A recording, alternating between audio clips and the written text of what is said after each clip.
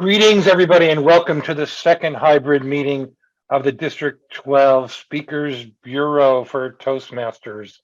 We have, it looks like 17 of us online, and there's a core group of people at the VA hospital in Loma Linda. One less than we hoped because she couldn't get the door open, but hopefully she'll be on sooner. Tonight, we have an amazing setup of speakers. We have Judy Van Arsdale going for her qualified speaker for the first time. We have, where is he?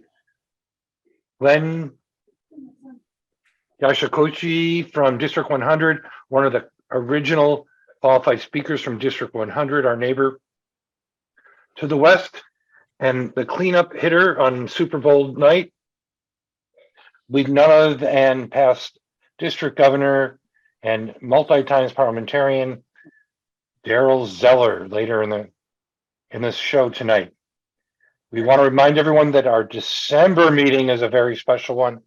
There'll be not one but two contests. Oh, what are they? Table careful. Topics, and what are they, Tom? Contest? Did I catch you saying contest there, Michael? I know. I meant showcases. And what are the showcases in December, Tom? Oh, you're on mute again.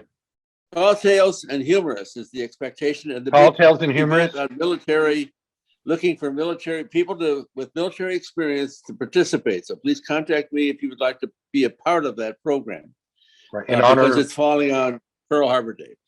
Right. It's very near, or it's on Pearl Harbor Day, and we'll do a special military tribute. And our past district governor, Kent Peterson, who won't be there, but he's written up some major historical elements that are sure to be interesting and fascinating for all of us.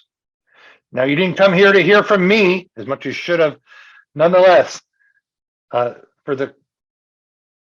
our host of the evening, our master of ceremonies, our Toastmaster, there he is, our past district director, a friend to all of us, and someone who we all could spend more time with if only we could be in person. None other than distinguished Toastmaster Jeremiah Lyle. Great. Thank you so much, Michael Ozier, and thank you everybody for attending today. I appreciate everybody taking out their evening to help support our speakers who are going to be presenting today. As Michael said, we have a fantastic meeting planned, and I look forward to hearing Judy give her qualified speech. Glenn, who I had the opportunity to be able to work with this past year, and have Glenn give his speech, and then from there we also get to be able to hear from Daryl. But before we do, I want to make sure that we give proper announcement, and I'm going to ask for Tom to make that announcement in regards to Chris. I want to make sure we start off with maybe just a moment of silence for that, Tom. Yes, I don't Tom, have can you any hear more me? information than just the fact that one of our qualified speakers, and I should have included that in the email, that Chris Collins has passed away, but we don't really know the why and any background on that. If I get some information, it will go out in the next Speakers Bureau news. But yes, a moment of silence to remember our member. Thank you so much, Tom. I had the opportunity to be able to meet Chris a couple of times and actually be here whenever Chris gave his qualifying speech. So it's definitely a loss to Toastmasters. And if I could just go ahead and just ask for a moment of silence as we remember our lost Toastmaster at this time.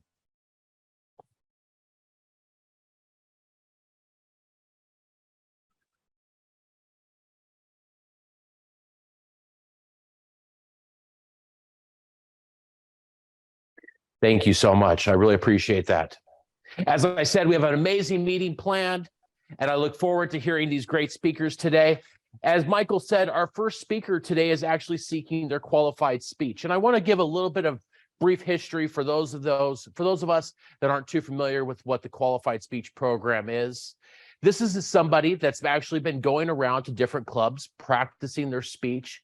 They have a coach, and Judy's coach is Dr. Michael Alexander.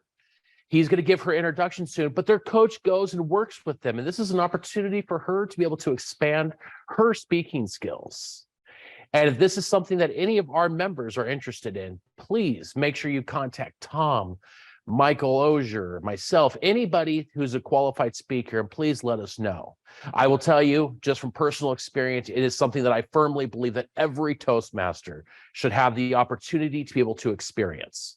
The experience of actually becoming a qualified speaker is worth its weight in gold. So at this time, to get us started, I'd like to go ahead and introduce Dr. Michael Alexander, who is the coach for Judy Van Arsdale. Judy, or Michael, could you please give us Judy's introduction? Absolutely. Everyone knows that Halloween just passed. And so the definition of healthy eating is to have M&Ms and not Skittles. But if you really want to eat healthy, you might want to go a little bit further than that. And if you want to live well, you want to go a little further than that. Judy Van Arsdale has spent a number of years learning about healthy eating. She has a degree in chemistry and an avid love of learning to make food, not just something to nourish our bellies, but something to make our whole systems a little bit better. So this is our chance. Everybody, I want to hear you put your hands together for Judy Van Arsdale with Time for Herbs and Spices.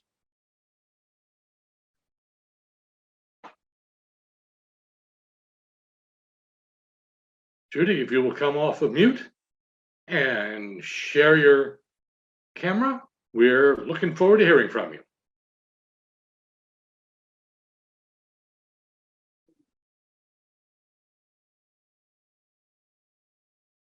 Now, every good speaker knows that building suspense and tension is something that you have to learn how to do.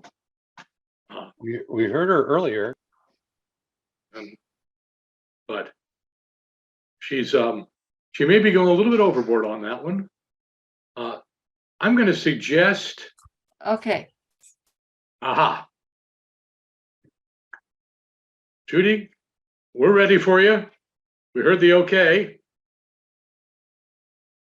And can another person go first?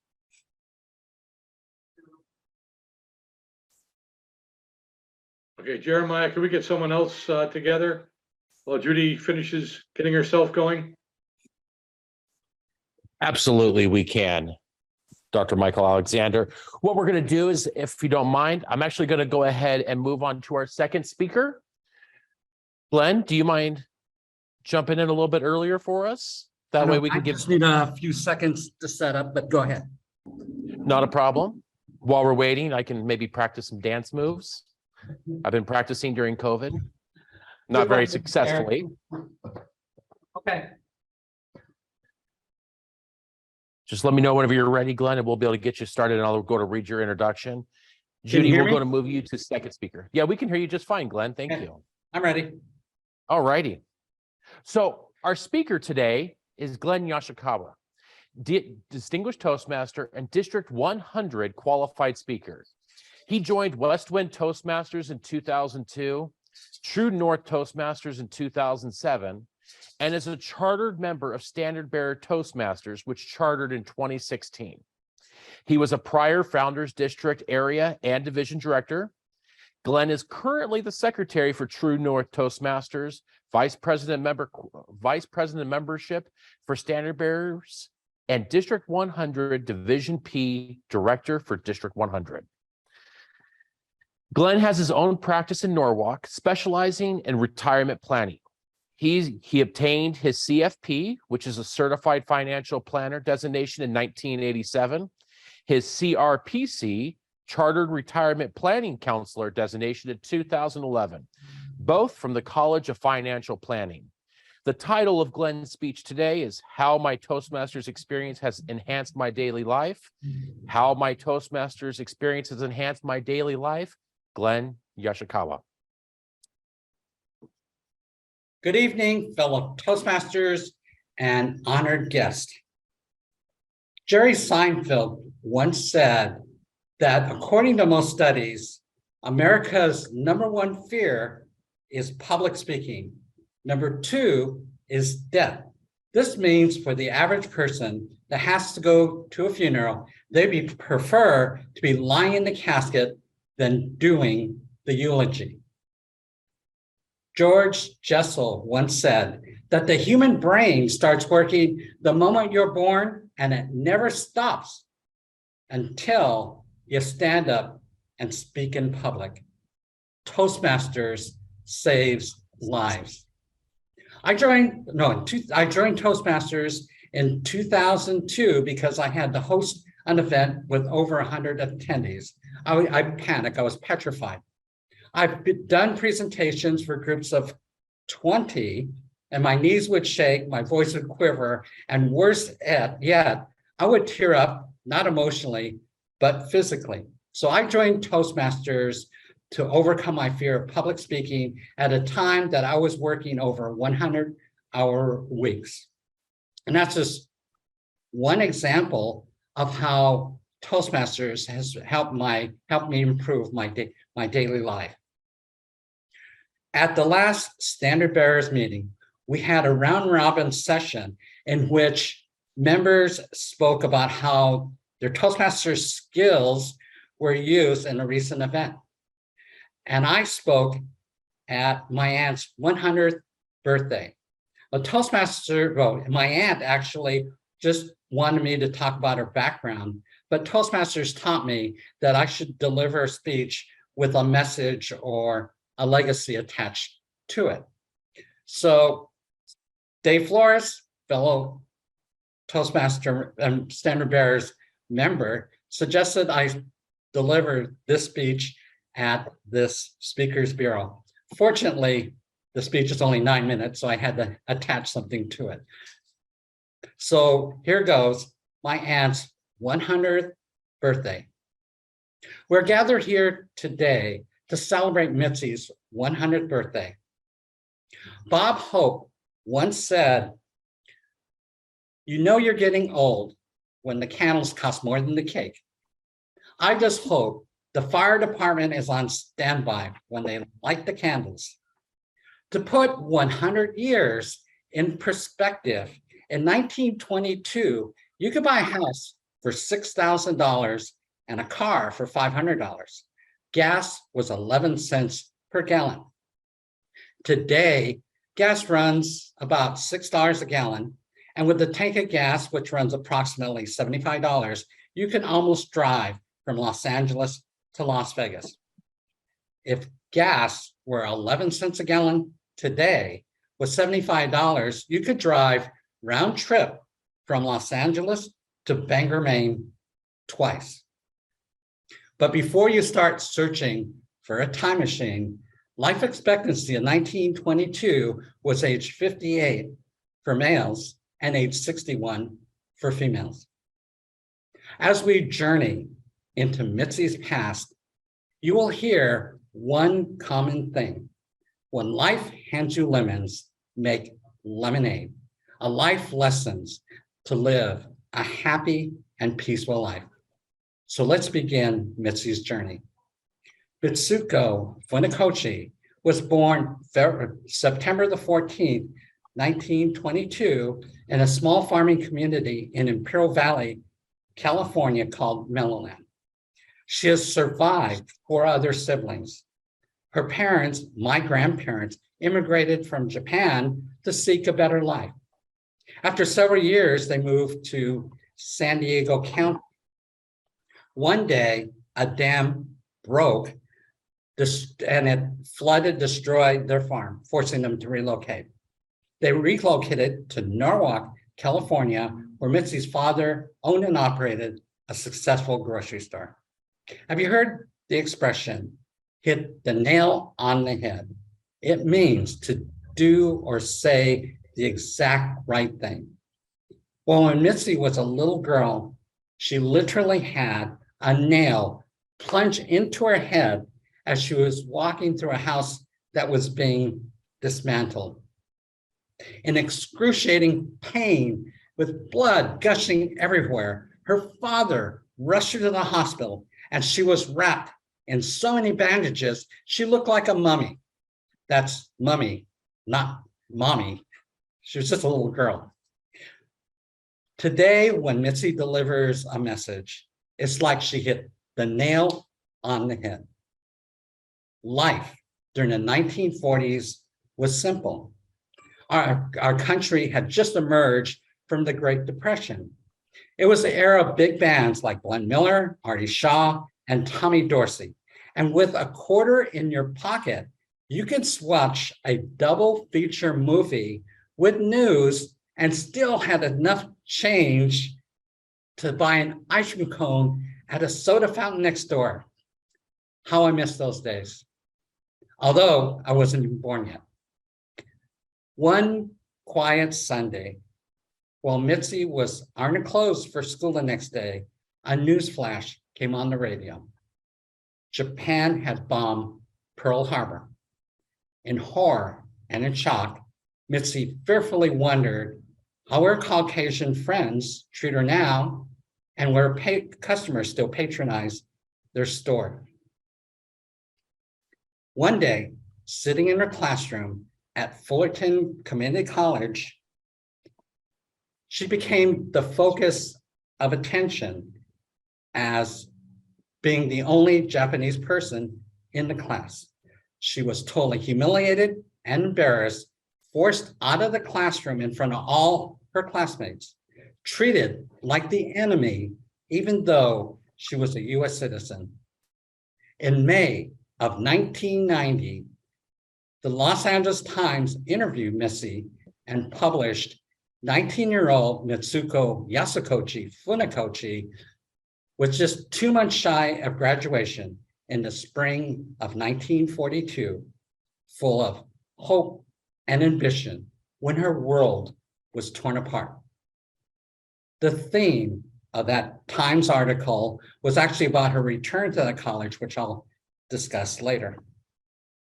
As the war escalated, Proclamation 9066 was issued February 11, 1942, which required all Japanese to evacuate their homes, even US citizens, take only what they can carry and face imprisonment in assembly centers like the one in Santa Anita Racetrack, horse stalls converted into sleeping quarters until permanent internment camps could be built.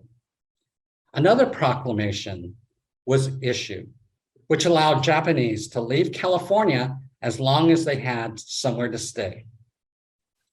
Fortunately, Mitzi's father's close friend from Japan allowed him to stay on their farm in Colorado.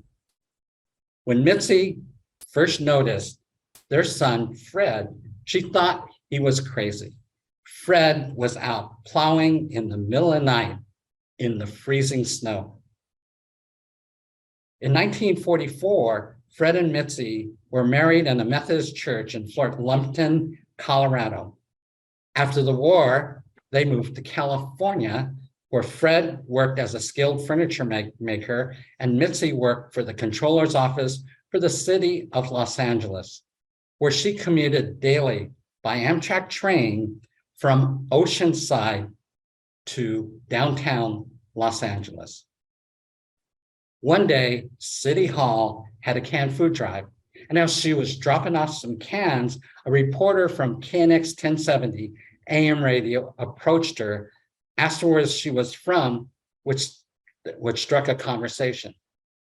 Many of her coworkers were shocked as they were hearing her voice on the radio station that they were listening to at their desk.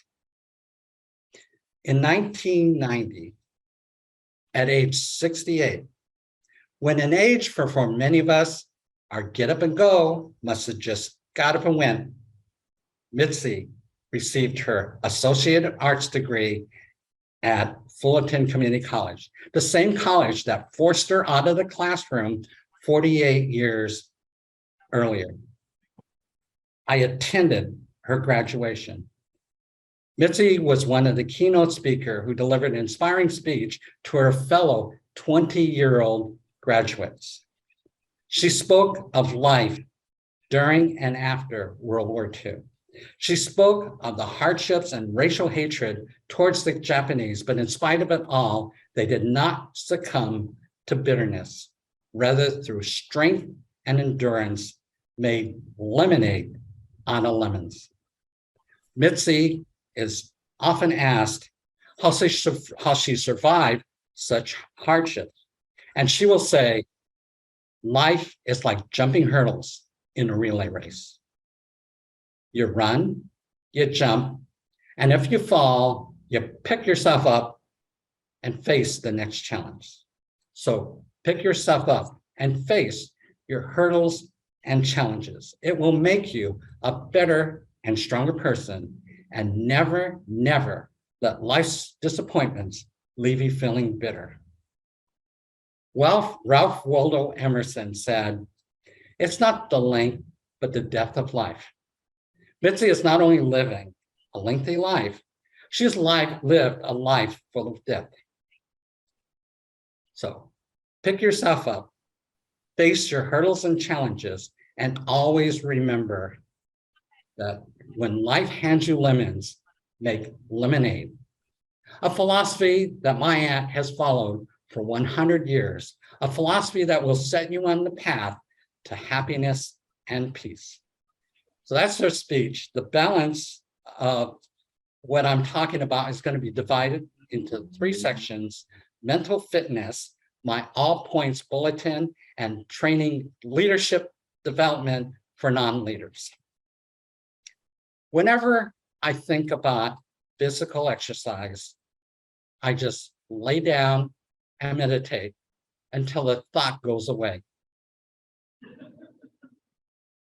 When it comes to mental fitness, though, I really work hard at my weekly meetings. I have missed 17 meetings in 20 years. That's 17 out of about 1,000 meetings. And it's not because I have nothing to do, because to be honest, I get more excitement going to a Dodger baseball game or a rock concert. And in my profession, I have to work well north of 40-hour weeks.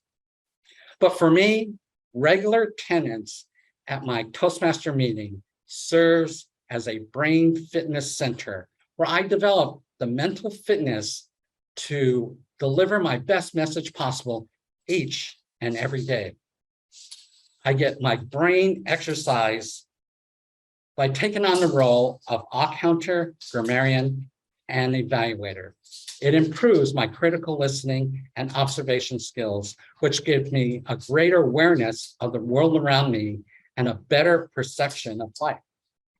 Evaluation skills is the heart of the Toastmaster program because it gives the mental strength for self-improvement and to look for new opportunities.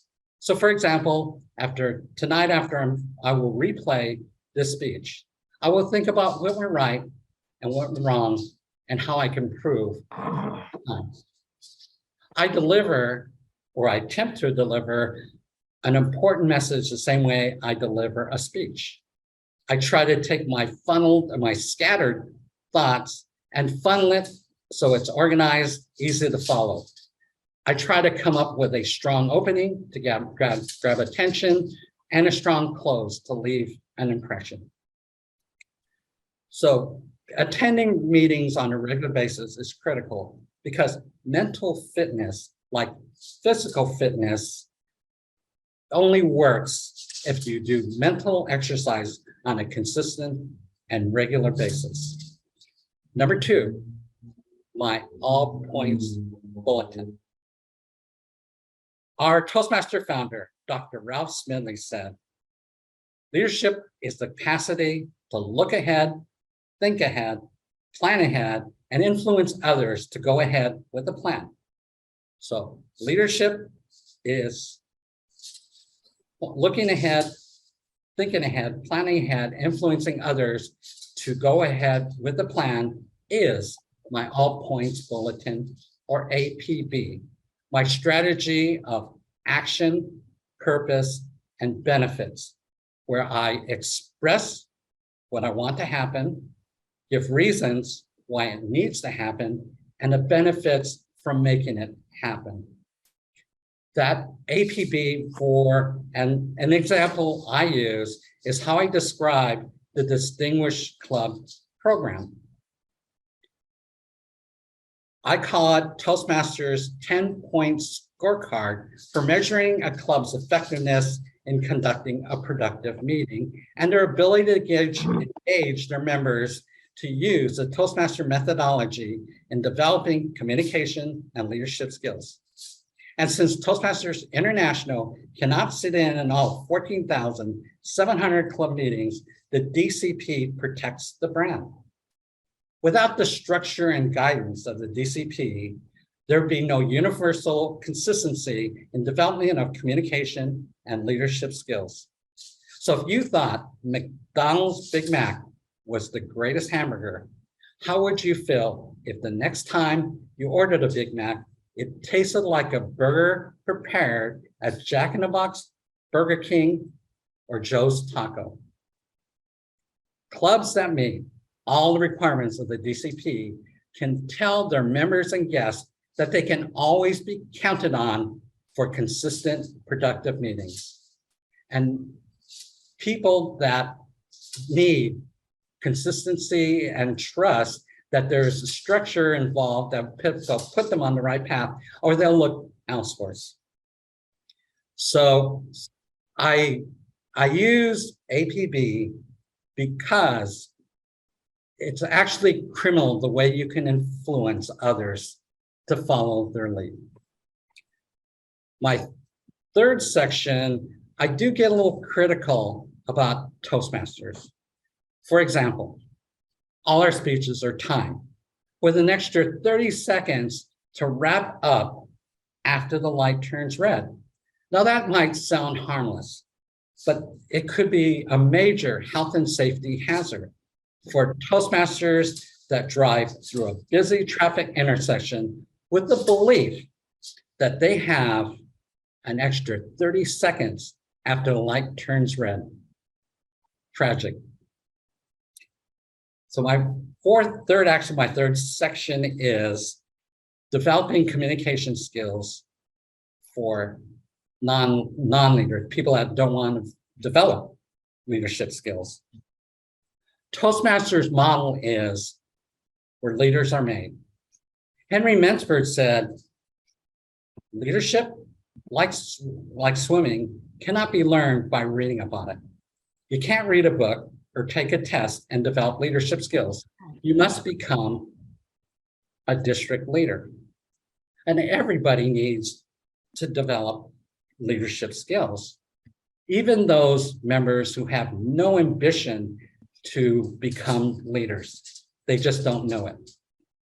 For example, we all have to make informed and tough decisions. Decision-making is a leadership skill. You need a raise. The art of negotiation is a leadership skill.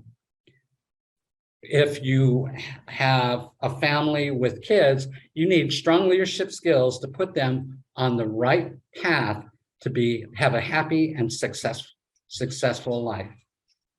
And leadership skills is needed because we have times we have situations where we become a victim beyond our control. For example, a faulty product or poor service. So leadership gives the power to control those situations that turns us into victims. For me, before I call an 800 number, I'll create a plan and I'll try to gather all of the evidence I have and do a lot of what if questions. And I know oftentimes when I do call, and by the way, when I call, I make sure I log the customer service's name, date, and time. I know that they will tell me, well, we're very sorry, we'll take care of it right away. And that's just the common strategy to get me off the phone. They're not going to do anything. So if I've accomplished my goal, I have the customer service representative on my team working hard to resolve my issues. Leadership is the capacity and drive that moves us onwards and upwards. Through leadership, we create a vision, a vivid picture of our ideal future, which gives us meaning and purpose. Through vision, we learn to focus on the big picture and prepares ourselves for unexpected setbacks. Through leadership, we develop confidence, creativity, organization, time management, and action strategies. Now, I don't have any data, but I believe that most of our members have no interest in becoming leaders. So I think our focus should be reaching out to those members to convince them that they must develop leadership skills to take control of their daily lives at home, in the office, and in the community. If you want to become the best version of yourself, you must have both communication and leadership skills. So, in conclusion, regular meetings serves as a low-cost brain fitness center where we develop the mental fitness to communicate our message in the best way every single day. We improve our critical listening and observation skills to have a greater awareness of the world around us and a better perception of life. We develop evaluation skills for the mental strength to self-improve and to seek better opportunities. Regular attendance at club meetings is critical. Mental fitness, like physical fitness, only works when you do mental exercises on a regular, continuous basis. The next part, but as far as the APB, it is a strategy that allows us to express what we want to happen, give reasons on why it should happen, and the benefits derived from making it happen. So I'll just wrap it up with Tony Robbins' quote, which is that each day we must strive for constant and never-ending improvement. Thank you.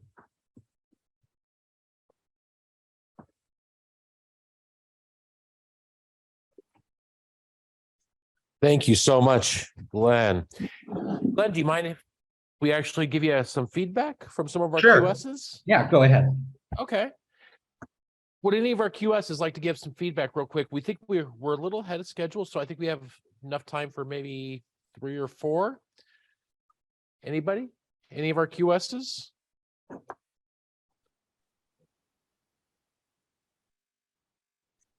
What about David? I know you called out David, so David's always got some good feedback. Michael, I see your hand. Michael Alexander. Go ahead, Michael. Glenn, you have 2 speeches there, and they didn't necessarily fit cleanly together. I think I would have liked to have seen more of the first one, because I think that's an interesting and important part of American history.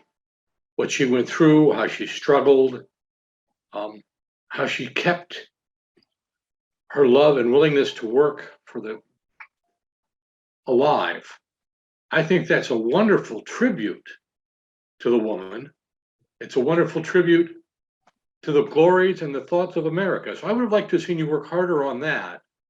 To me, just talking about Toastmasters and leadership can kind of become trite in a group like this, whereas what you had with her really spoke to something. I would have liked to hear more of that instead of the other stuff. Okay, great. Thank you so much, Dr. Alexander. David Flores, I see your hand raised. Yeah, I kind of same the tone that Michael says. I think it was definitely two different presentations in one, but I think there's a chance that if you worked on it some more, you can intermingle the two ideas.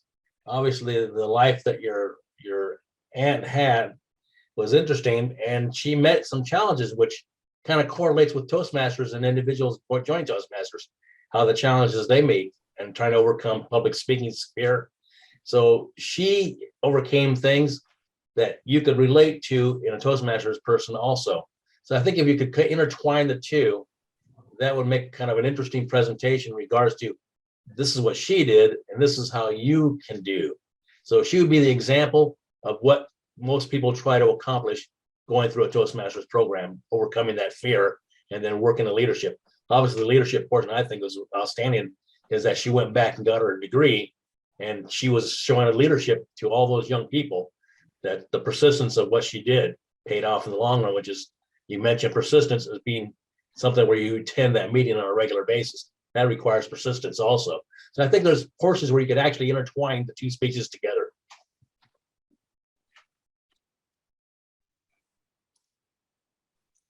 Can I just add that a week ago, I intended on delivering a 9-minute speech tonight, not 30. So I don't know. I'm not sure how I would have expanded. I would have needed some time to think about that though. But actually the last part, which I blanked out at near the end, I don't know if you caught it, but it's actually my criticism of how we communicate leadership skills. I don't think we do a good job at all.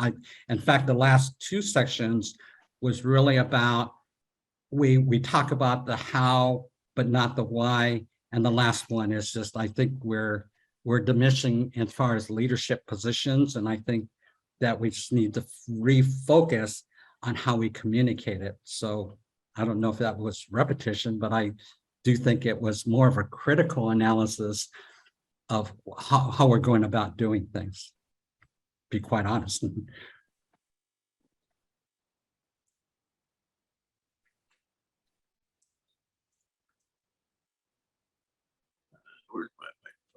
Yes, I've got a couple comments, and of course I very much enjoyed, as Michael Alexander said, that first part.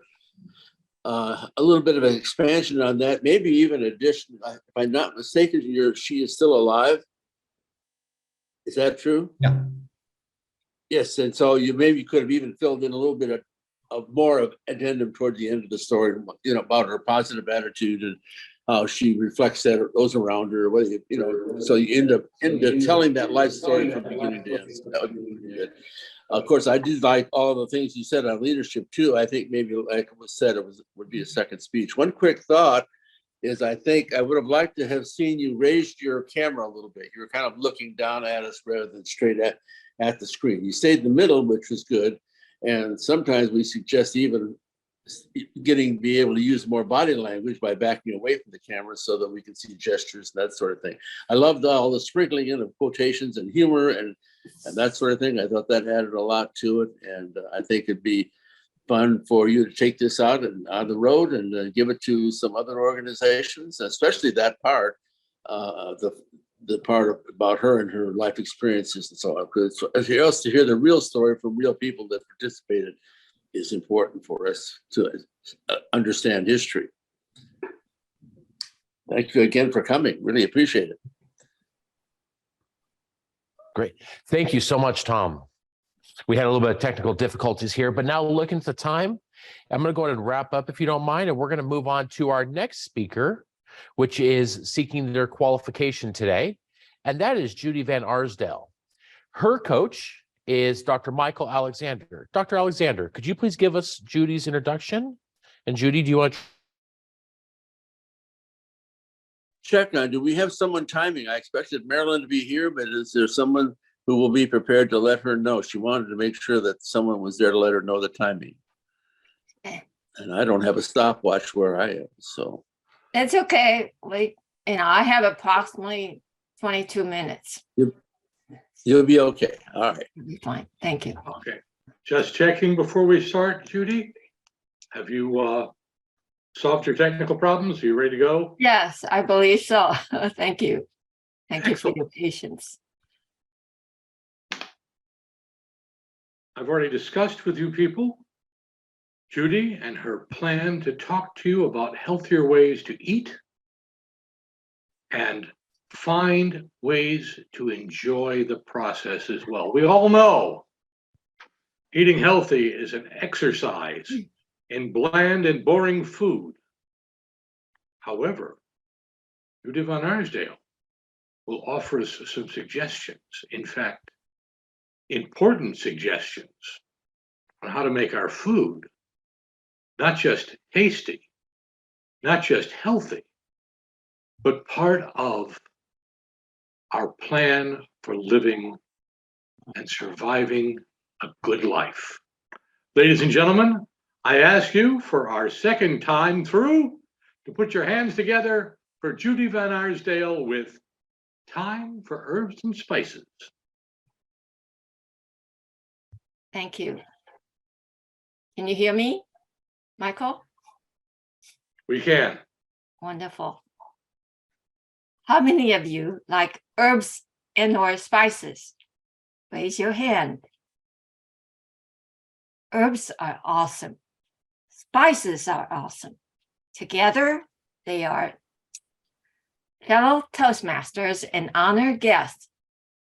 I present to you Time for Herbs and Spices. We keep all our seasonings in the spice cupboard and not the herb and spice cupboard. So what is the difference between them? It's all about the parts of the plant. Herbs are the fresh or dried leaves of plants. Examples are rosemary, sage, wish I had 10 arms, and thyme. Spices, on the other hand, can come from the root, stem, seed, or fruit, or flower, or bark of a tree or plant.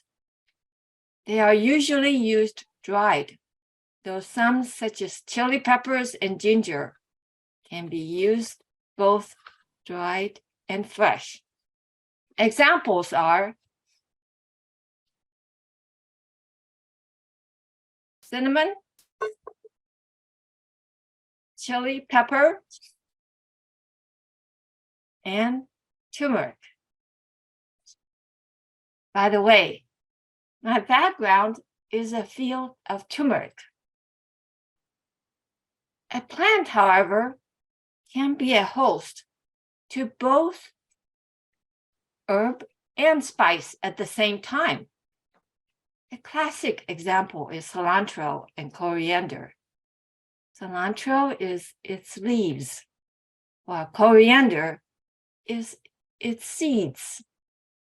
Dillweed also produce both leaves that are used as herb and seeds that are used as spices.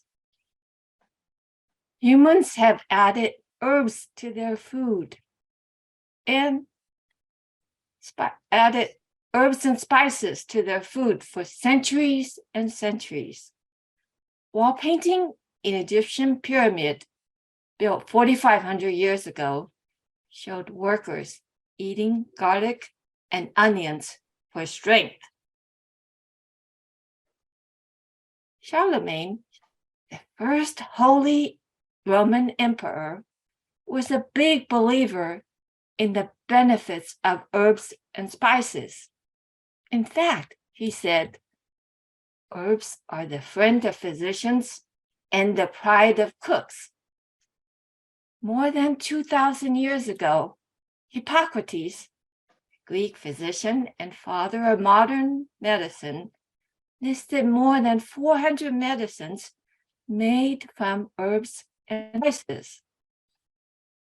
In 1563, a Portuguese Jewish physician, herbalist, and naturalist, Garcia de Orta, wrote Colloquies, meaning discussion, on drugs and simples of India.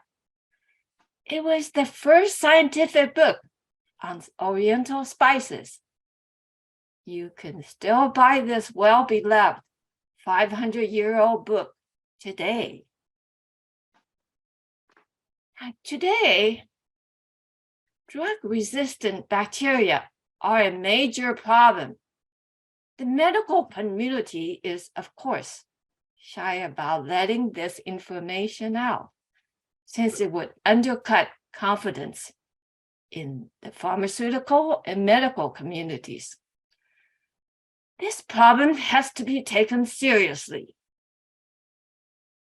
As they search for newer drugs that bacteria have not yet developed resistance to, perhaps a different approach is called for.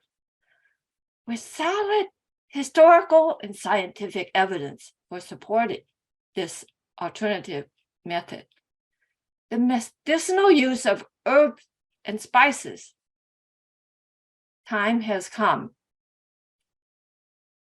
I know Hippocrates quite well. Well, we didn't date, but I studied his work intensely. Besides listing more than 400 medicines made from herbs and spices, Hippocrates also suggested that all disease begins your gastrointestinal or GI tract, though he was incorrect in suggesting that all disease begins in your GI tract. Evidence shows that the bacterial population makeup in your GI tract is linked to allergies and asthma, autism, obesity, diabetes, eczema, heart disease, MS, and even cancer. For example, infection with H. pylori bacteria in your stomach can increase your chance of developing stomach cancer.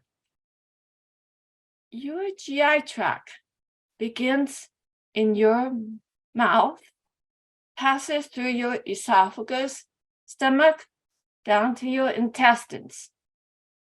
Because few bacteria can survive the acidic environment of your stomach for long amounts of time, the further you go down your GI tract, the more microbes you'll find. That said, some bacteria do prefer setting up housekeeping in your stomach, such as H. pylori. Medical people used to think that stomach ulcers were caused by stress. But no.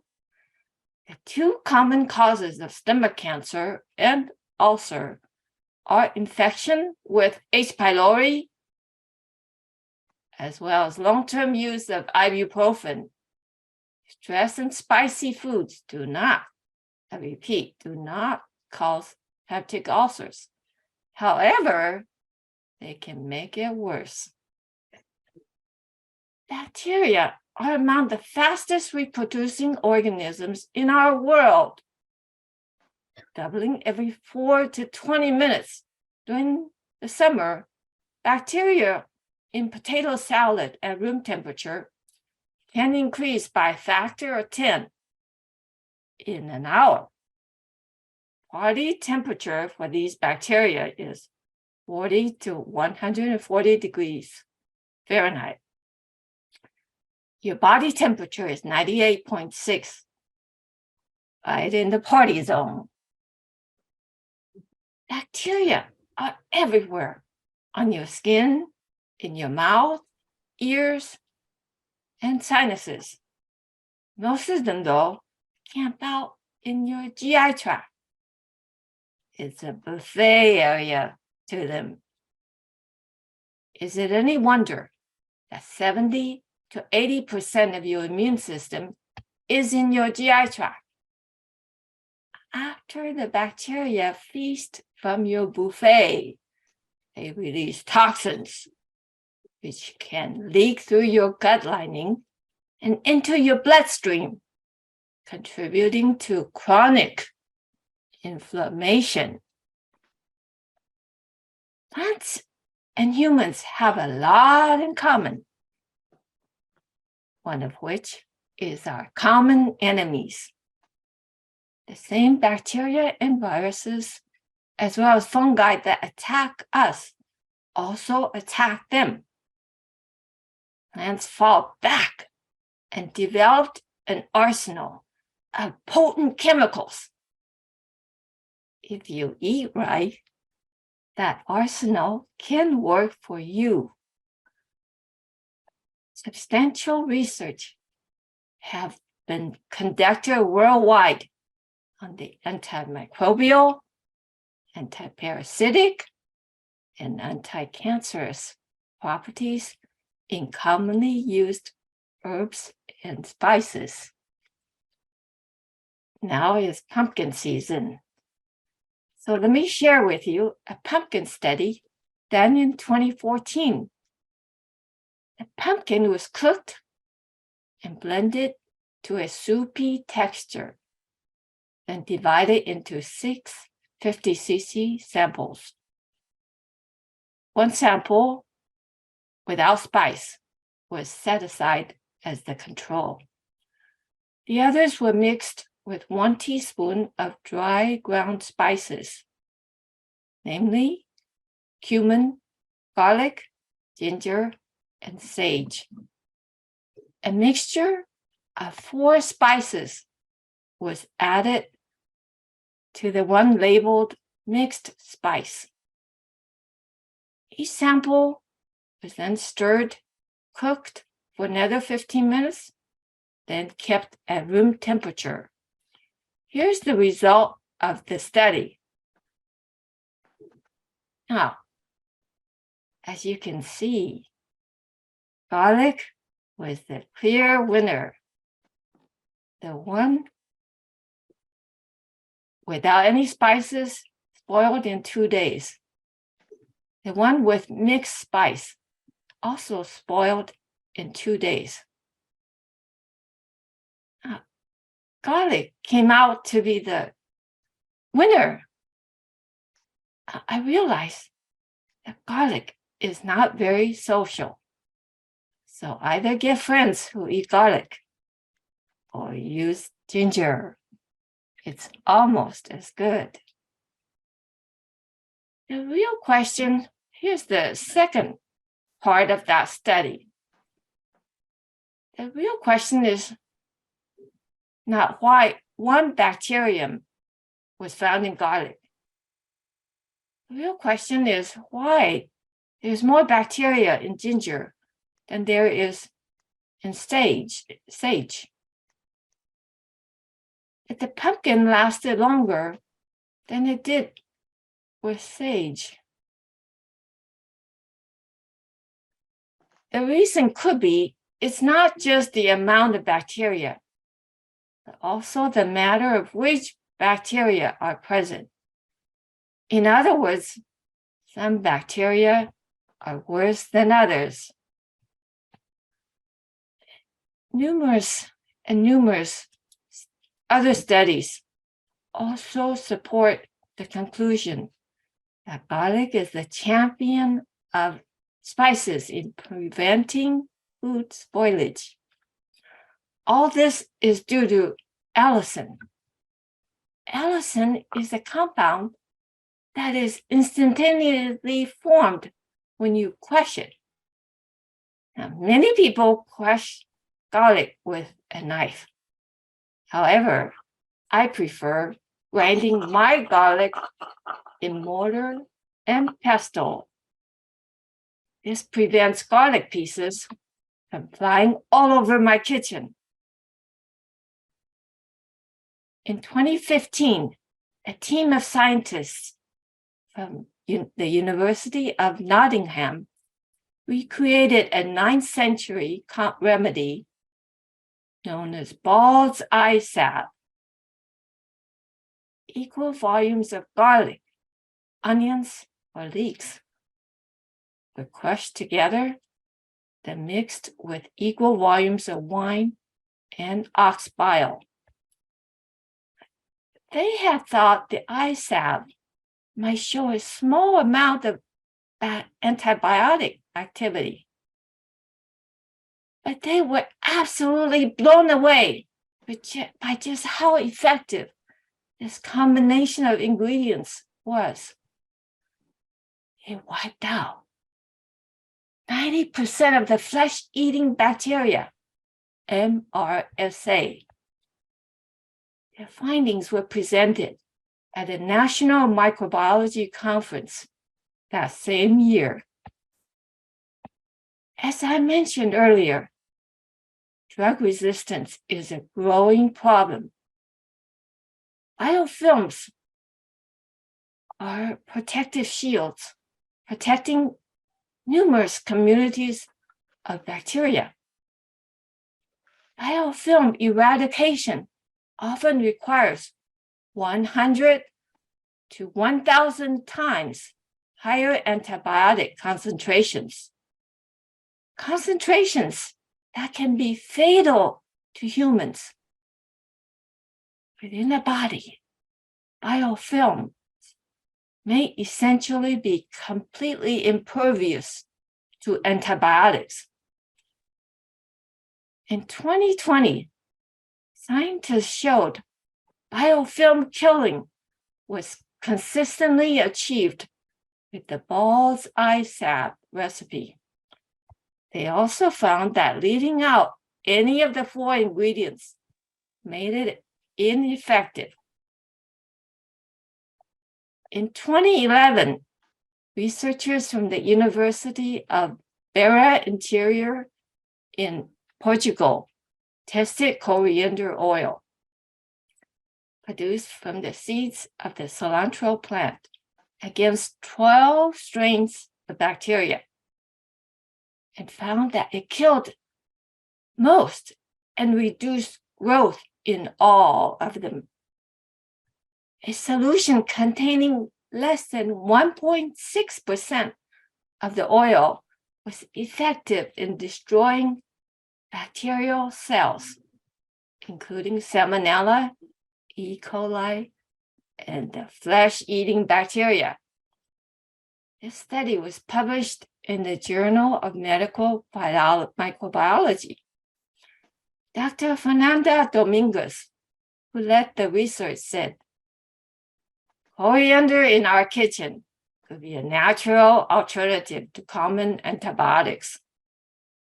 We envisioned the use of coriander in clinical drugs in the form of lotions, mouth rinses, and even pills to fight drug-resistant bacterial infections that otherwise could not be treated.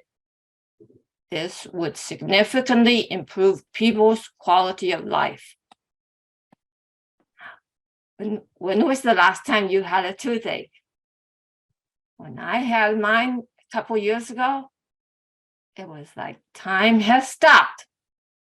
A minute was like an hour. An hour was like an eternity. It can take the dentist a week or 2 before she can see you. Cloves can come to your rescue. Eugenol, the essential oil in cloves, can anesthetize your pain and kill the E. coli, as well as other bacteria that caused both your tooth decay and pain. Before refrigerators and ACs were invented, food spoilage by microbes was a big problem for our ancestors. They learned to use herbs and spices to prevent food poisoning and taught their offspring, this is how you cook a mastodon. Today, the number of drug-resistant bacteria and viruses is, as I've said, growing rapidly. Continuing coming up with more medicines and vaccines is not working. Sometimes the treatment is worse than the disease from all the drugs' nasty side effects. Here's a long list of warnings from using Humira, the second best-selling drug last year. Warning, headaches, upset stomach, backache, sudden loss of hearing, and swelling of throat and tongue. My personal favorite is this. Antidepressants may result in suicidal thoughts and tendencies. Wow, wait a minute. That is why I don't want to be depressed in the first place. What you're saying is that it can make it worse. Here's another one. Warning, my new and improved garlic, now with greater flavor, may result in loss of friends, social stigma, and a completely vampire-free circle of friends. Warning for basil. Why, there's nothing really. Ladies and gentlemen, natural remedies have a lot going for them that drugs simply don't have. Their proven beneficial properties can help where effective drugs haven't yet been developed. Just because nature made it instead of a lab is no reason to think it is any less effective. Natural remedy is a legitimate alternative with a solid historical background and no need for the silly disclaimers and fast-talking salesmen. The word spice means special. Make your food special. When the word about the benefits from using herbs and spices get out, librarians everywhere may want to cross-index herbs and spices under food safety. And spice racks may start appearing in pharmacies. Next time you're at the grocery store, go to the spice aisle. Look for some spices you haven't yet tried. Bring them home.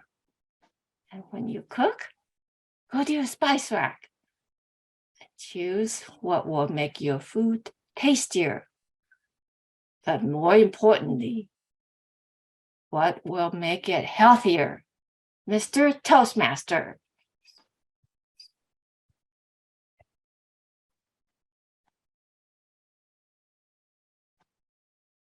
Great. Thank you so much, Judy.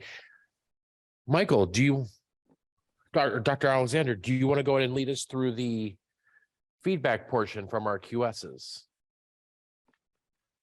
I would like to start a feedback session by asking the speaker how she felt about her presentation. So Judy, quickly, because we need time for other feedback, just quickly. Yes.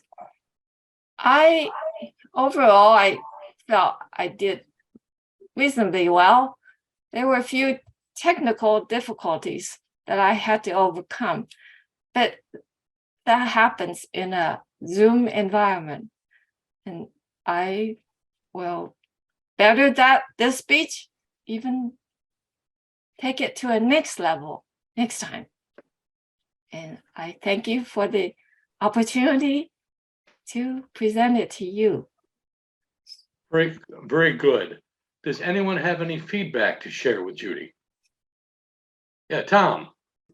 Let me be first. I usually like to be last, but let me be first because I have to give a personal testimony. Quite a number of years ago, when it wasn't common knowledge that H. pylori was the cause of bad stomachs and so on, I suffered most of my youthful years up until the time that I ran across an article that I told my doctor about, and he had not heard of it until he researched it and gave me the medicine that was involved with that suggestion, whatever the combination of product was, and cured me for the rest of my life. Before that, I couldn't even drink on an empty stomach. I could not drink grapefruit juice, and I would suffer through. I'd eat a pizza, but I would suffer through it all and could not go anywhere without my Lanta or cream or something else.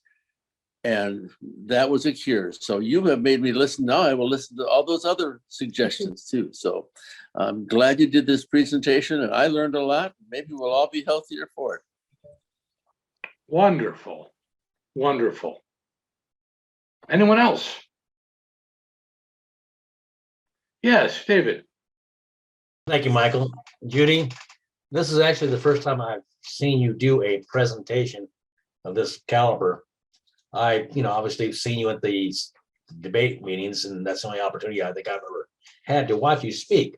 I was highly impressed tonight. I thought this was a great presentation. The material and the facts you put out, or the information you put out, was really easy to follow. I have something for myself could comprehend.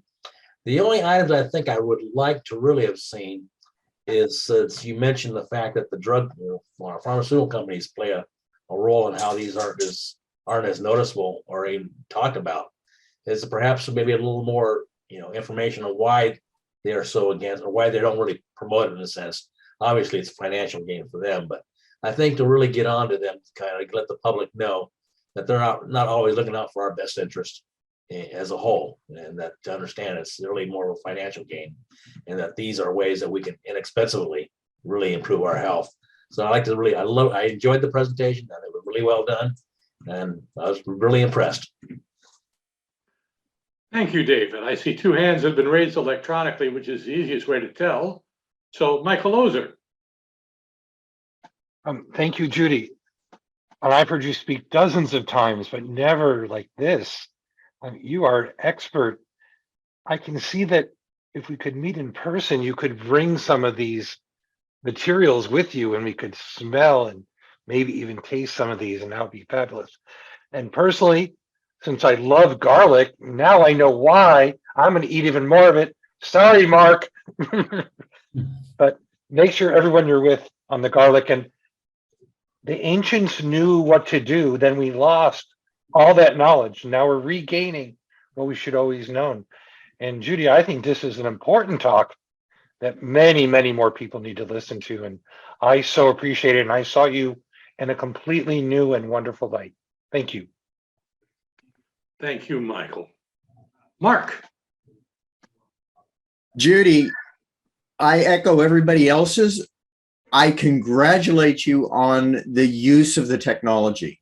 You did a fantastic job with your slides, with the transitions. I don't know what happened before the speech, and it doesn't matter because the speech itself was flawless in the use of the Zoom technologies. I do like the fact that you brought both live materials and pictures of the materials. My only comment is perhaps just a shade more practice to get a little bit smoother on some of the more technical terms and facts and figures. Other than that, great speech. I'm very impressed. Thank you so much. Thank you, Mark. Thank you. I don't see any other hands. Oh, yes, I do. Go ahead, Glenn. Okay, yeah, just you mentioned a part about bacteria feeding as if they were at a buffet. And then later you mentioned that there are some bacteria worse than others. So I was wondering, I didn't, if it's even worth mentioning what they are, but if it is, maybe you can use that buffet. Some go back for seconds, some go back to thirds, because I thought buffet was a really good example that you used. Also, when you talked about garlic at the end, that is repellent against vampires.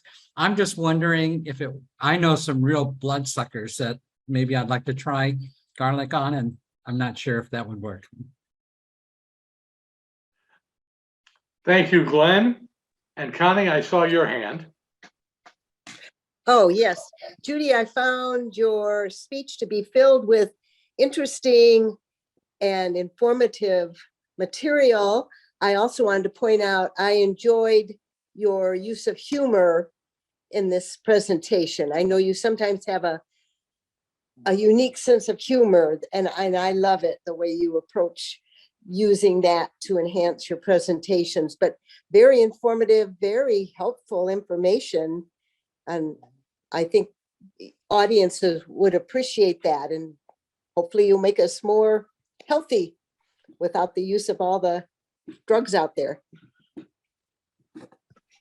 Thank you very much, Connie. Anyone else? Okay, in that case, I'd like to thank you very much, everybody. I'd like to thank you, Judy. And having worked with you, I saw the work you put in. I saw the development and everything else. And so I'd like to compliment you not just on the speech, but on the serious work and attention you put in to developing it, to learning your way through it, and just say it's been a real pleasure to work with you. So with that, I see Michael. I couldn't have done it without you. He is the best coach that I could have ever asked for. Thank you. I think so too, but I'm biased.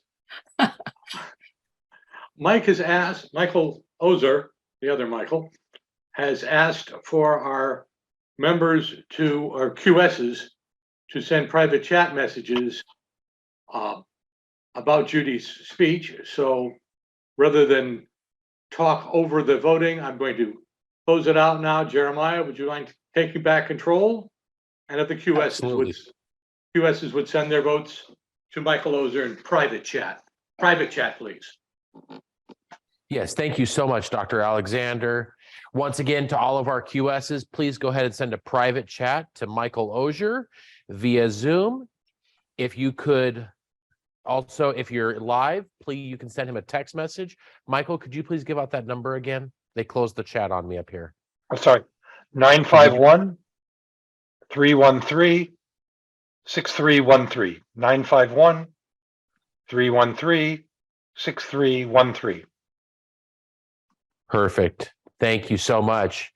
With that going, please go to cast your votes. We are now going to move on to our third and final speaker for today. And this speaker is actually live face-to-face. I haven't shaken Daryl's hand in over 2 years, I think. So it's kind of nice to be able to see him today. But our third speaker is Daryl Zeller. And I'm going to go start off with an introduction. And it goes, when Daryl Zeller joins an organization, he tends to stay with that organization. He joined Toastmasters in 1980, which is a year before I was born. And then he joined the Riverside Society of Parliamentarians in 1998, which is a year before I graduated. Weird. He has served the district as parliamentarian for District 12, District 57, District 100, and Founders District. Tonight, he will tell us why you should be aware of parliamentary procedures and give a very brief overview of some of the rules to enable us to have effective meetings. Daryl Zeller, a brief look at parliamentary procedures, Daryl Zeller.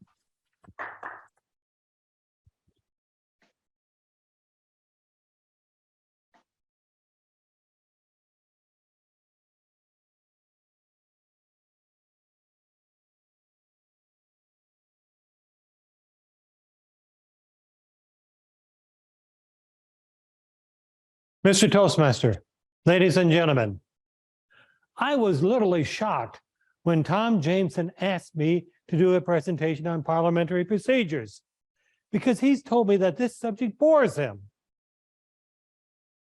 Well, this subject may bore him, but I think that parliamentary procedures is something that we need to be aware of and know something about. Now, you may be like Tom and think that parliamentary procedures is boring. Fine. I don't. I think it'd be very, very interesting. You may come up with the question, why should we be concerned about parliamentary procedures? I'd like to answer that question with a question. Would you prefer to go to a meeting that is well organized, things are smooth, they're civil, business gets done, and you could leave on time? Or would you prefer to go to a meeting which is chaotic? People are yelling at each other, they're insulting each other, there's nothing going on, nothing getting done. And it goes on and on for hours. Well, ladies and gentlemen, personally, I prefer going to one that's organized. However, sadly to say, there are many different meetings which are not very well organized. And I think the epitome of all those meetings happened in 1863 when Henry Roberts was asked to chair a city meeting about the Civil War, safety of the city that he was in. He turned around. Oh, excuse me. Because you're in the middle of the screen and my name is, no, don't come back, Oh, come over this way. okay. Yeah, there you go. Okay, but he turned around. That meeting lasted for 14 hours. 14 hours, that's a long time. But he was so disgusted that he said, I will never chair another meeting until I learn something about parliamentary law. 4 years later, he had gotten promoted to major and moved out to San Francisco. He literally was watching people coming from all parts of the country. They all thought that the parliamentary procedures from their neck of the woods, what should be done. He said, this is disorganized. So he started traveling around looking for, what can I find out on parliamentary law? He looked for England. He looked for in the United States. There's Jefferson's Manual, which Thomas and Jefferson had created for operating Congress. There are many different other ones. And then he started saying, all of these have something in common. First off, every one of them said that every member has an equal voice. Every member should be heard.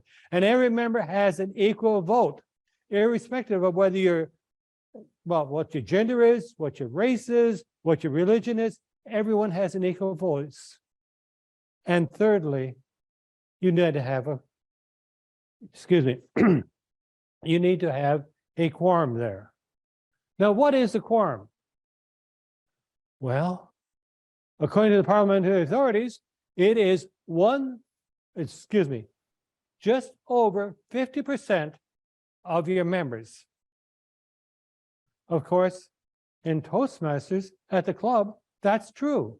But they turned around and said for the district level, it is 1/3 of the president's and the vice president's education.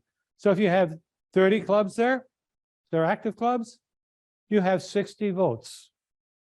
And 1/3 would simply be 20. So all you have to have an effective meeting would be have 20 of those people. But what do you need to have a good organized meeting? You need somebody to run the meeting. You need somebody to take the minutes. And like I said before, you need to have a quorum. Because remember, the majority rules. And you not only need that, but you need to have a ground rule. Where are we going? What are we going to be doing now? Then what maps are we going to follow?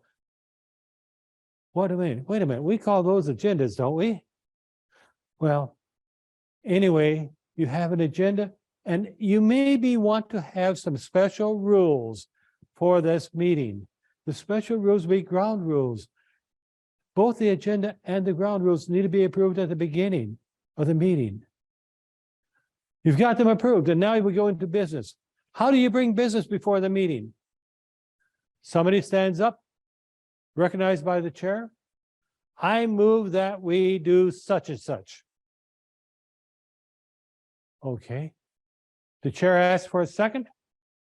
Then he repeats the motion and says, it has been moved that we do such and such. Is there any discussion? He should immediately call on the maker of the motion for do the first discussion, because that is the individual who has the responsibility for telling everybody why we should approve that motion. Now, the maker of the motion does that. But, I have seen many times where the maker of a motion will get up and he'll say, well, Mr. Chair, I think since we've had a little bit of an issue in this area, and it'd be a good idea if we did something different. Therefore, I think we should, the chairman right at that point should have stopped him immediately and said, sir, madam, that is discussion. What is your motion? Because I've seen it happen where somebody did a minute and a half, 2 minutes of discussion before the district governor was able to get the motion out of him, and then asked that individual for any discussion. And he repeated what he said at the beginning. So literally, it might seem abrasive to turn around and stop somebody and say, hey, that's discussion. What is your motion? But it makes things move along much better. And once you have discussion, you have opportunity to do additional motions. Not another main motion, because you can only have one main motion on the floor at a time. But other motions, subsidiary motions, and privilege motions. And I'm going to do a little bit of cheating right now because I, at my age, do not remember them in the ranking order that they should be. But subsidiary motions, the lowest ranking one is you can postpone indefinitely. That motion should never be passed, because when it is passed, it takes the main motion and throws it out in the limbo. And where's it going to go? It's in outer space someplace, never to be seen again. Then you can make an amendment, and you can actually have two amendments going on at the same time. And with these amendments, you always can turn around. Member A says, I move to amend to doing such and such. Member B says, I may move to amend to include this. And if you do this, the last in is first out. You have to resolve the member B's amendment before you can resolve member A's amendment. And if it is passed, it becomes attached to the amendment for member A. You resolve that. And once you have approved that, then you go and resolve the main motion. I have seen it happen. In fact, as it just happened this year, where a person went and resolved the amendment and said, okay, fine, now this motion has been passed. No, it hadn't been passed. It hadn't been voted on yet. But after the amendments, then you can commit or refer to a committee.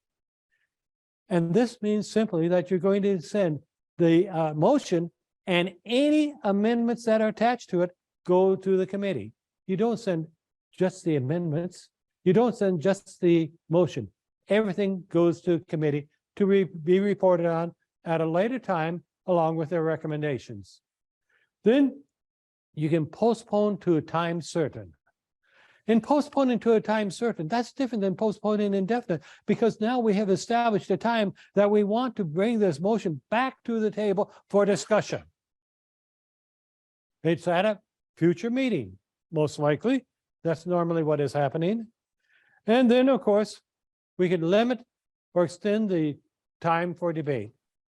I already talked about that a little bit, but why do we want to talk about limiting the time for debate? Let me share with you a little bit of something here. I use Robert's Rules of Order because that's what Toastmasters International has said we will use, unless we're in a country that requires a different one, like Australia. They use Renton. But Robert's Rules of Order says that if a member wants to speak, they have the right to speak for 10 minutes. And if everybody wants to speak, once everybody has spoken, then everybody has the right to speak a second time for 10 minutes. You have 30 people in your audience at the meeting. All of them want to speak for the 10 minutes, both times. 600 minutes on discussion on one item of business? No, you want to try to limit that. And that's what the ground rules are up front. You limit that time for debate for the simple reason that, hey, it gives us an opportunity to keep the meeting moving and not waste all of our time on one item. And after you do the limiting of the debate, You can also go ahead and ask for previous question. Many people think that asking for previous question is simply a call to vote on the business that's on hand. No, the motion to previous question is a motion to end the debate, end the discussion. If that is approved, then you go ahead and vote on the business that's at hand at that point in time. And finally, the last one, the seventh one, is to lay it on the table. Now, if you lay it on the table, it has to come back up at the same meeting. So why would you do it? Say your CEO wants to come and address your group, but he has to leave shortly. So when he comes in, you might say, oh, we have some business going on. Motion to lay it on the table, let the CEO do his presentation, and then when he leaves, you have to have a motion to bring it back from the table and you continue the discussion. Just a continuation of the discussion. Those are our subsidiary motions, but there also are 5 privilege motions that you can use. The first one is you can call for the orders of the day. Now, some agendas have the times on it. And if you have the times on it, that's good, and maybe not so good. The reason for the times on it is simply that, hey, it tells everybody, are we progressing on schedule? Will we be able to finish the business on schedule? However, if you schedule something to take 5 minutes and all of a sudden it's taking 15 minutes or so, then any member from the audience can get up and call for the orders of the day. The chairman at that point should say, the orders of the day have been called for. All those in favor with proceeding for the orders of the day signify by saying aye. Those that oppose say no. Now, your agenda was approved at the beginning of the meeting. That was by a majority vote. Now it takes a 2/3 vote to override that. And the motion is, should we proceed with the orders of the day? Now, if you had 40% of the people say, we want to proceed with the orders of the day, and 60% said, no, we want to continue the discussion. It takes a 2/3 vote, so the chair would have to say, the orders of the day have been approved. We now go on to this other business, wherever we're supposed to be on our agenda. And the other business goes by the wayside. Other subsidiary motions or privilege motions you can do are raised to a question of privilege or question for information. You could call for a recess. You can make a motion to adjourn, but the one that takes the highest precedence of them all is call for fix the time to which to adjourn. And that one simply means that, hey, our meeting has lasted long enough. Right now, we need to stop, but we need to continue this meeting, and we want to do it at a certain time. And we just go ahead and continue on with the meeting at that point in time. You don't adjourn it. You might postpone it or set a time, but it has to be before your next scheduled meeting, because otherwise it has not invalid. Now, ladies and gentlemen, I'll guarantee you, I have not even touched the base on parliamentary procedures, but we have many different sources for parliamentary procedures. We have Roberts, which I use. We also have Demeter. This is a nice little book, a couple hundred pages. I hope you have a PhD and can understand it. Very difficult reading. Then you have Sturgis, which now became the standard code. It is not used that much. Some places do use it, like the University of California uses it, but the majority of the people around use parliamentary procedures by Robert's Rules of Order. 700 and some pages. I told you that there are 12 motions. And in this book, excuse me, got it to get it right side up, there are the gray pages.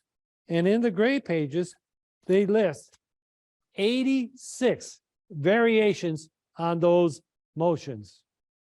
It depends on the situation each time. Does the person need to be recognized? Does the motion need to be seconded? Is it amendable? Is it debatable? What level do you need to approve it? And can it be reconsidered?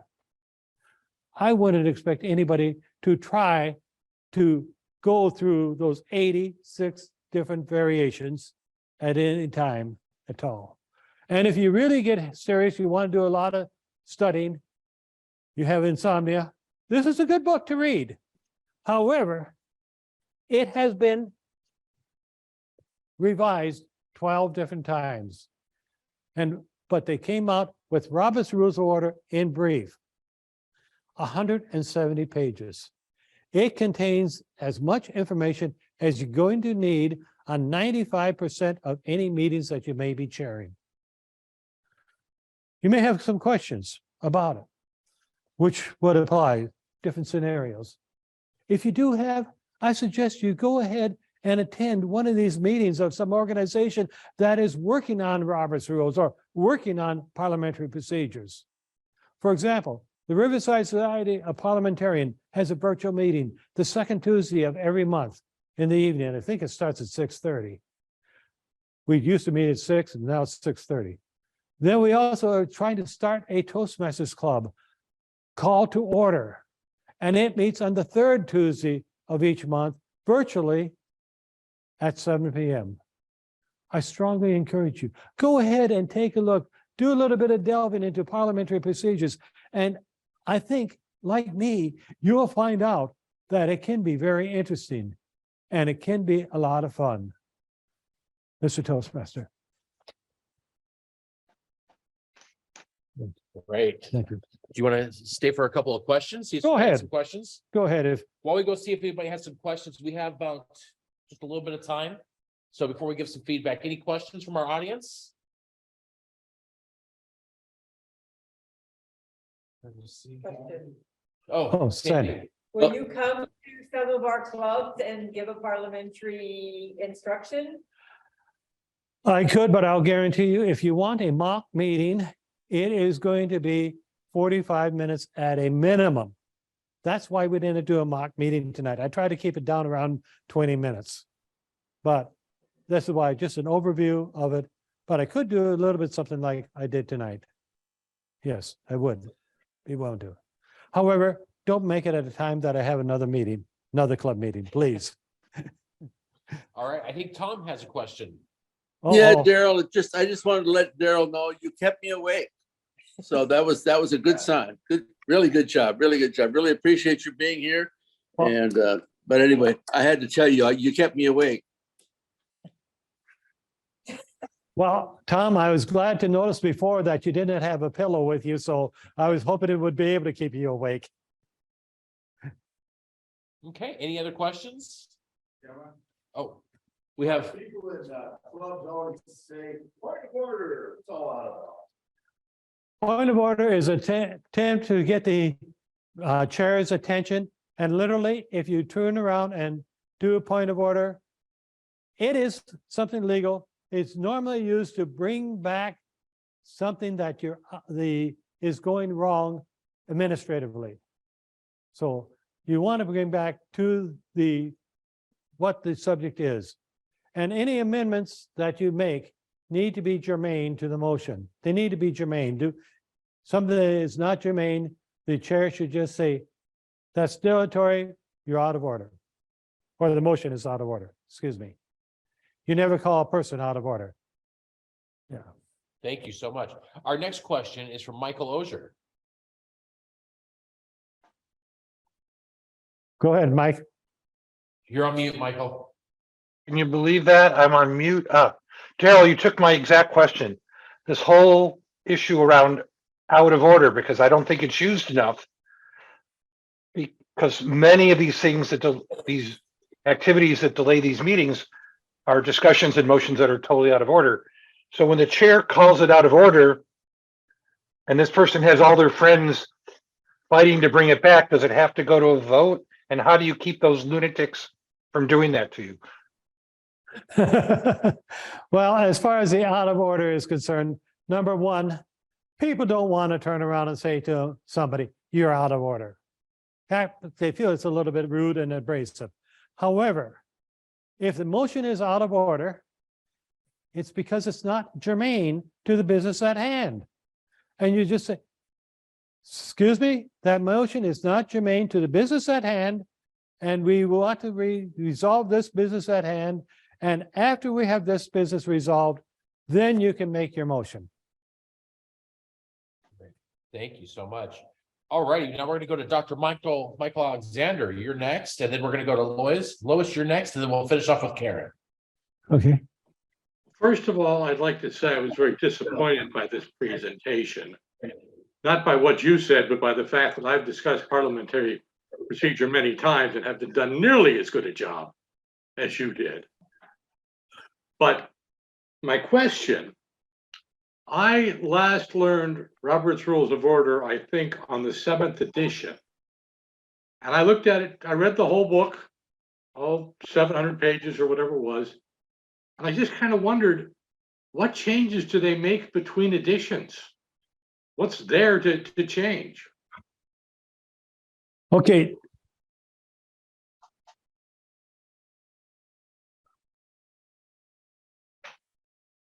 I suddenly can't hear you.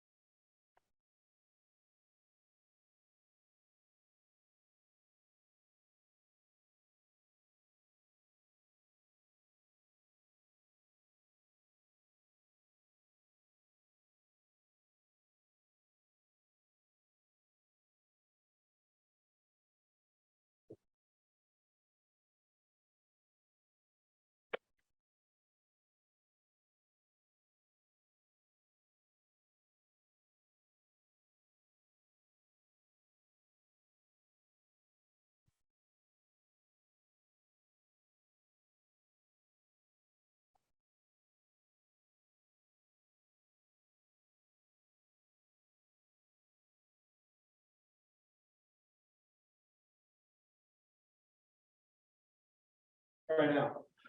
Testing 1, 2. Okay, now we've got it. Okay, what changes did it make? Well, they've added disciplinary actions, and the 12th edition, they went around and they recognized we have something now called virtual meetings. We have to add information on what to do with virtual meetings. So as the technology improves throughout the country, we do make some revisions to increase it. Items that are missing, that literally too many people are having questions on what to do about it, they turn around and do some revisions based on this. Now, when Mr. Roberts originally put this out, he had, I think it was 86 pages. And his wife turned around and said, wait a minute, we have some issues on our women's meetings. And he wound up having to add 16 more pages on the very first year that Robert's Rules of Order came out. Fact is, there were 2 revisions on the very first year. So things happen, people change. Lois. Yes, thank you, Daryl. Thank you very much. What is a point of personal privilege and when can it be called?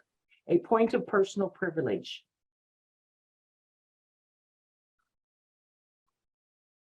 want to turn around and have some type of, the windows are, it's too hot in here. Can we have it air conditioning turned on? Can we open some windows? Something like that is point of personal privilege. A point of information that you want to have. Maybe you want to have something read or something clarified, and you can do that. And there's different rules on when you can open it and when you need, when you can do it and when you can't do it. Suggest that is one of the 86 or a couple of the 86 rules variations that are in the back of the book. So literally, it really depends on what the situation is. Great, thank you. All righty, we're gonna go to wrap up this section with a question from our just most recently past international director, Karen Lucas. I'm in trouble. No. It's actually, thank you, first of all, for this, and also a shameless plug that Riverside Society of Parliamentarians actually was very helpful to me personally, and I miss getting to go to those meetings, but they have something very unique, and forgive me if I'm repeating it, the Parley Pro sessions are absolutely diamonds in the rough. So if you have something as a parliamentary procedure issue, whether it's with your HOA or if you're a district environment leader and you're using the parliamentary procedure in Planet Toastmasters, then they will actually dry drill out what is going on in their Parley Pro session and help you work out what is going on. So there are Toastmasters and non-Toastmasters in the RSP, Riverside Society of Parliamentarians, and they are just absolutely valuable for that. And also I need to throw down for my colleagues in Australia. They have Rentons and they're big fans of Rentons down there. So there are a lot of different sources, but Robert's Rules tends to be the game in town here in the United States and for Toastmasters. Yeah, Toastmasters definitely said that their parliamentary authority is Robert's Rules of Order, recently revised. And then they also said that for those places like Australia, they may have a different authority, and that's authorized by Toastmasters International. Awesome. Great. Thank you so much, Daryl. Thank you very much. Take that for me. Mm-hmm. All righty. Well, Daryl, go ahead and cleans up real quick. Want to thank everybody for joining us today. We had a fantastic meeting with 3 great speakers. I do always appreciate whenever we have some guests that are able to come and join us, you know, here at live, but also online as well.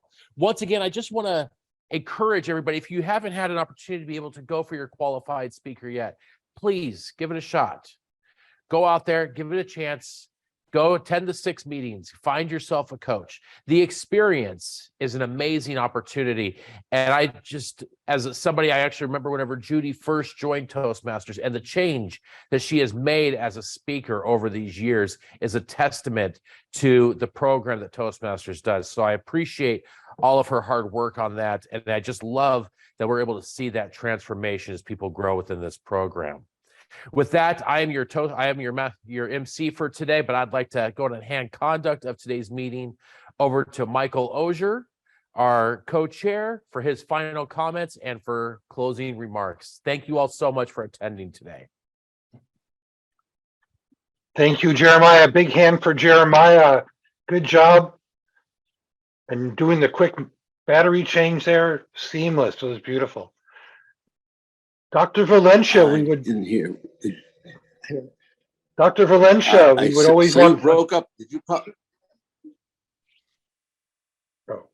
sorry, Dr. Valencia, please share anything you want for from the district.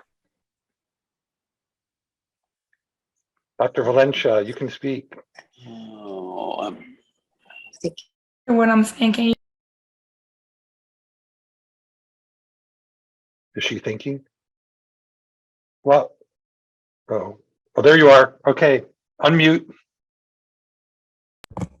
Hear me? Can you?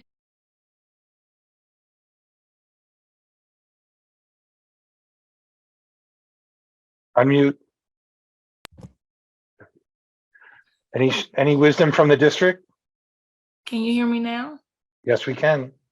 Oh, thank you. Only wisdom I have from the district or news is about the trainers. training that's coming up on November 11th and November 12th.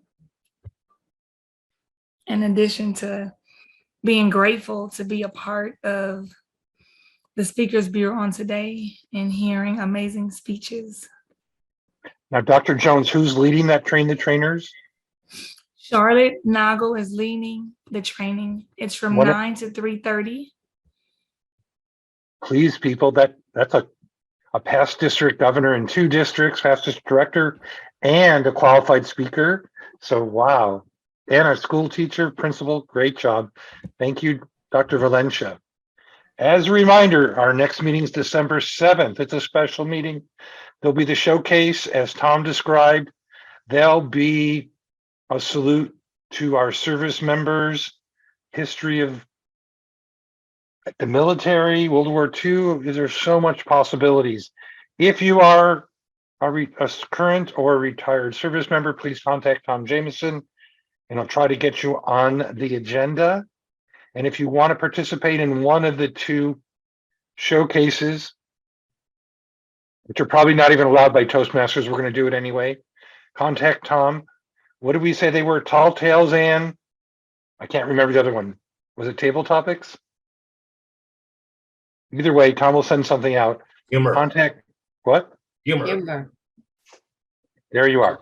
So what an opportunity to expand your skill set in Toastmasters and in our Speakers Bureau. Tom's hoping for a big in-person showing in December. I'll be up in the Bay Area, so I won't be there. But the rest of you that are down there, please come. And thank you for the qualified speakers that were here today.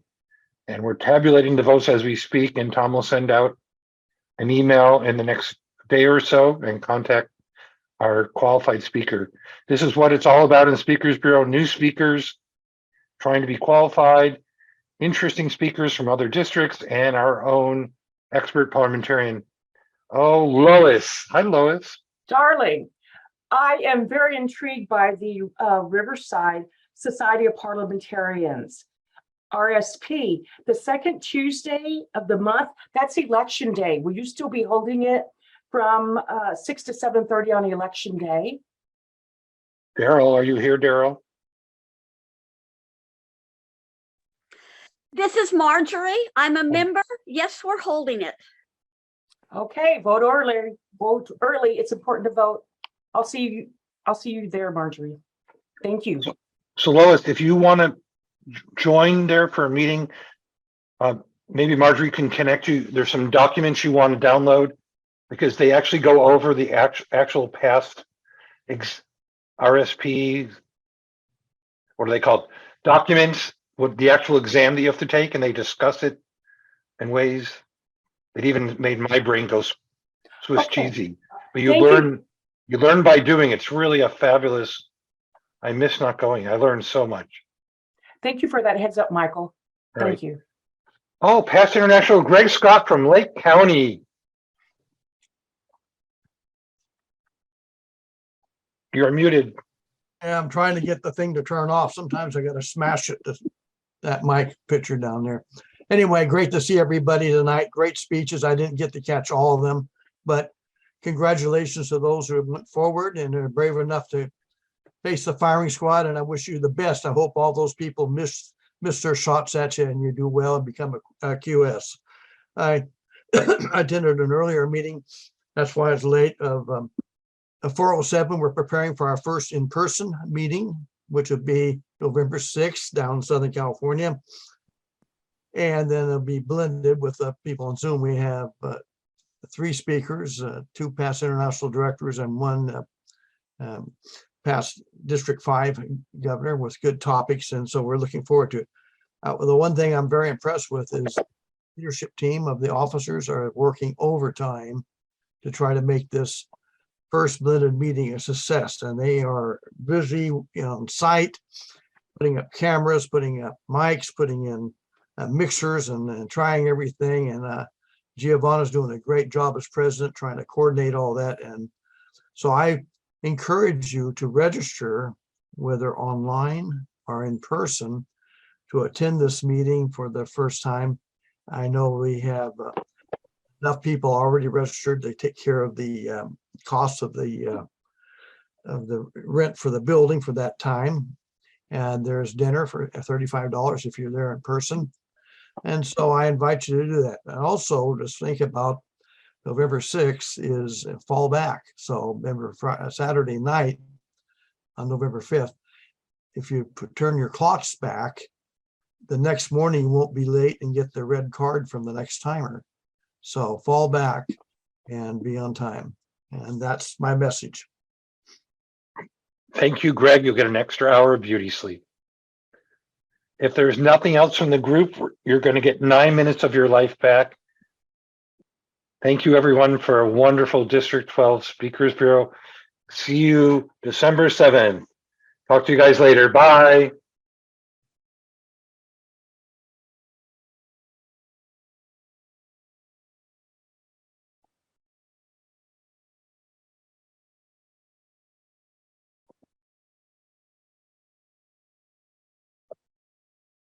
Bye, Karen. Talk to you later. Thank you, Rob. Good job.